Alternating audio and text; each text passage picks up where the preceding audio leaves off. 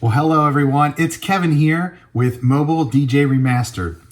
I wanted to talk to you guys today about my very first gig, okay? My first paid event. Now, I had been DJing for many years. I was always the guy with the playlist. I was always the person who would, put on the music at parties and that kind of thing. And my first real paid event or gig really came just a little bit ago, a few years ago.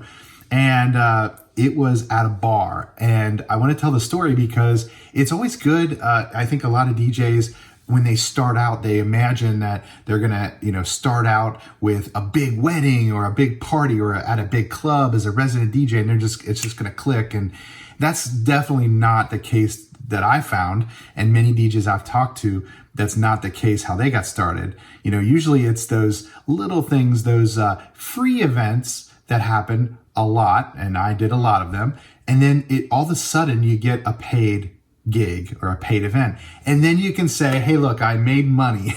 Because, if you get a free drink or if you get, whatever, because of a gig, that's, I guess, sort of payment. But to actually get money, to get cash, that's pretty cool. And that's like sort of a milestone. So for me, it was at a bar, and it was a 60th birthday party to be held at this bar.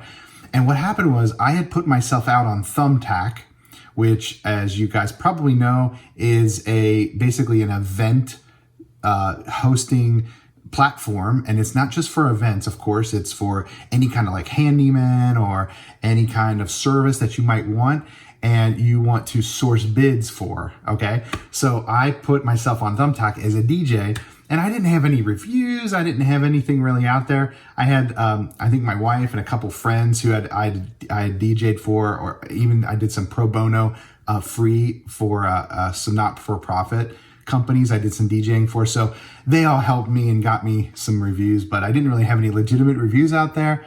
I didn't have a lot of media either. I had a couple pictures and things, but not a lot of, me in action. So I started off, I didn't have much presence, but I went out there and I thought, hey, maybe if I put myself out there, I'll get some stuff.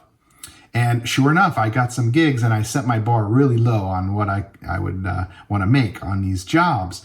So my very first gig was a 60th birthday party at a bar here in my town, in my hometown. And it was, I remember the negotiated rate or whatever through the Thumbtack process was $270, which sounds like not too bad. It was for 4 hours, so that's a lot of service for the dollar. I guess I'd say, but it's okay. I remember it's my first gig, and I was just getting into it, and it was kind of like the bar manager was taking a little bit of a chance on me. Even though I was a little older when I started, getting into DJing. I wasn't just a kid, and maybe they could sense that I was a little professional and I was going to actually show up and I was going to do my best. They didn't know if I could, handle requests or play music or have the right equipment. I mean, they didn't really have a lot of context or baseline assumptions about me. They just trusted me. So I did that first gig. So it was $270. That was the agreed upon price. And I was a little nervous because, number one, it was a bar, and I never really, I mean, of course, I've gone to bars, but I'd never played music in a bar, and I'm like, what's going to happen? And, of course, your mind does all these things, right? Like, oh, what happens if people get drunk and they kick over a speaker? Or what if they get mad at me and they throw a beer at me because, and it roasts my controller? So that, I don't know. All these things go through your head, right, when you're first getting started. So you're not really sure. So I called my brother-in-law, and I'm like, hey, would you mind come and hang out with me? And he came, and I think I bought him some drinks or something but he hung out with me. He was my bouncer. And anyway, he helped me, of course, get load in and hung out with me, just listening to music, people watching, whatever. It was a pretty small bar. So there wasn't a ton of people, but we actually did get pretty much a good crowd, and it got kind of packed. And I found that what it turned out to be was pretty much I was a jukebox.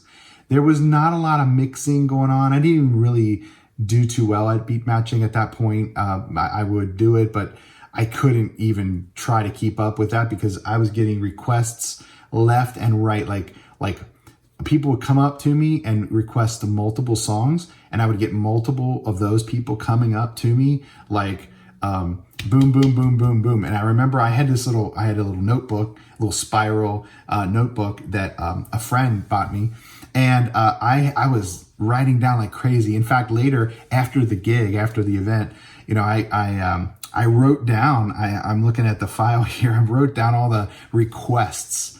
I typed them in a little note sheet because I thought, hey, these are songs I want to make sure I play or I have in my circulation. I don't really know what was my thinking process there, but I thought, hey, if it's important enough for someone at this bar to come request it, I should have it. And you know, of course, I had all the music, but I didn't really know what would be a banger, what would work, what wouldn't work.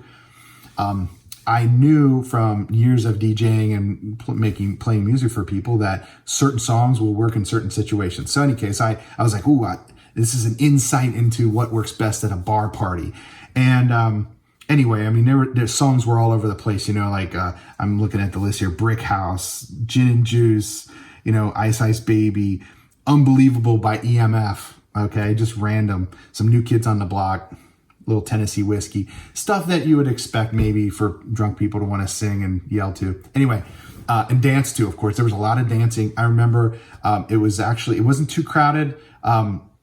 Early, got a little more crowded later, and we had a lot of dancing. It was pretty good. It was, you know, so I was proud of myself. I felt like I contributed to their fun and to the 60th birthday party. I would say that one of the weirdest things, though, was that the owner, and he told me this when he booked me, he happened to actually book me for another party, for a St. Patrick's Day party at his bar as well. And he told me this about himself. He said, look, I don't really care what you play. I don't care, you know, play what people want to hear. Just make sure that the last song of the night has to be this one special song.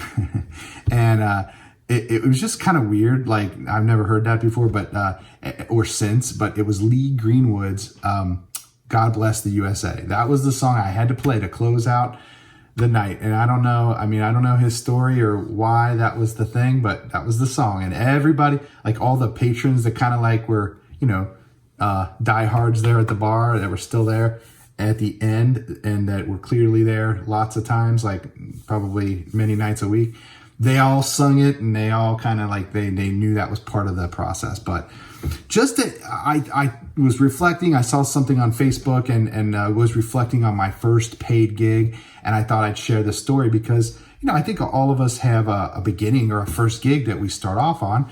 And, you know, I think it's good to share those stories because people that maybe haven't had their first gig yet, they want to kind of know what it's like. So if that's you, just know that you're probably going to do some unpaid gigs, and then you're going to do some not so highly paid gigs, and that's okay because guess what? You're learning, you're building street cred, and even if you're really, really good technically, you probably don't have a lot of experiential learning that really makes a good DJ. You need to be able to have a full toolkit of not just music, but scenarios and different things that you've experienced so that you can react and bring the party every time.